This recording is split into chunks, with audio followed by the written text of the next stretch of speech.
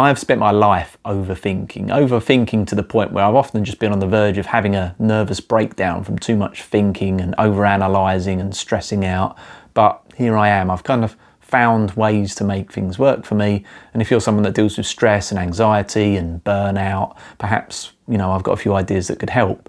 But the first thing I want to just sort of talk about is this idea about being someone who is an overthinker, because overthinking sometimes kind of seems like something that is bad, you don't want to do it.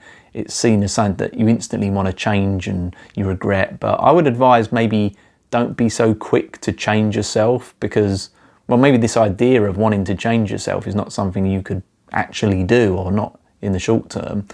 Maybe that part of the idea is to sort of accept who you are and try and understand why you are who you are, and maybe just see the virtues in being someone who does think a lot about a lot of things.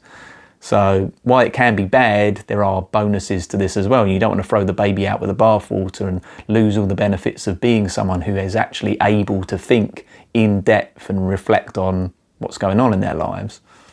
Because I always think of people that don't really think about things more like non-playable characters, NPCs, or maybe more like ants. You've got your worker ant that's just, going along the floor, doing its thing, trying to, find some food or whatever worker ants do.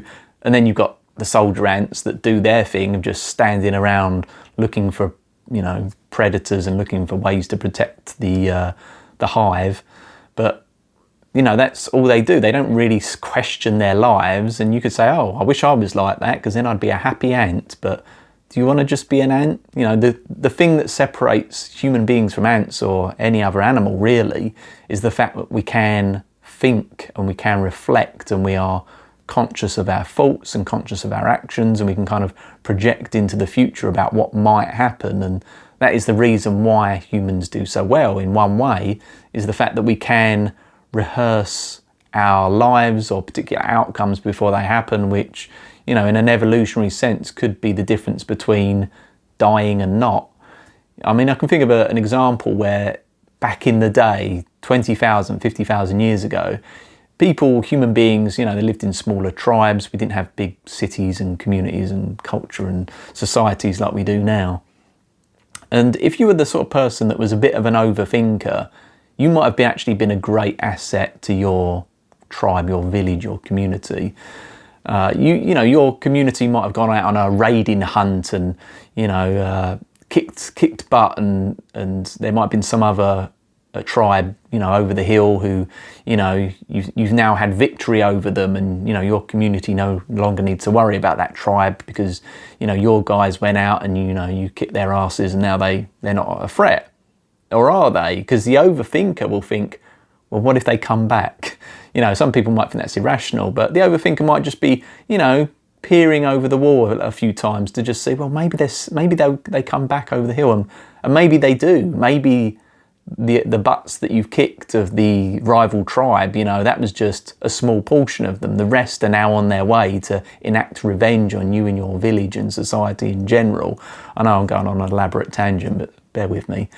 And now you're the only person to be able to notify the rest of the village that actually we need to act, we need to run, because over the hill we've got 500 baddies that are coming to ruin us, and we're not going to survive unless we do something about this. And if we were too confident and too complacent and not thinking about the what ifs, then we would all be dead, So, and then it's just, there's this example of like the tiger. Do you want to try and go out and get that food despite the fact that the tiger is sort of hiding in the trees and could get you?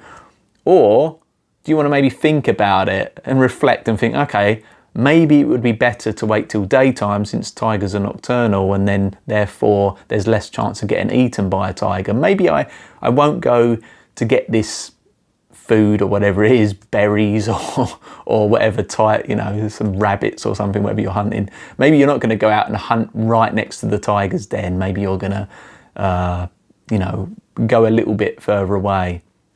But this whole thought process of really analysing it, I mean, that's quite a simplified version, but the more deep you go with thinking, the more detailed and rational and logical your thoughts can actually be. And there's a lot of reasons, a lot of good reasons why you should think in detail and you should overthink. Well, maybe not overthink, but certainly give things a lot of thought. And the ability to be able to sit down and really think about things from different angles is a good thing. And I mean, I guess just to start with, that's all I want to say. I want to say that firstly, you know, we don't want to just be, you know, like a happy little pig wallowing around in the mud and not without a care in the world, just waiting for some wolf or whatever to come along and, you know, end us.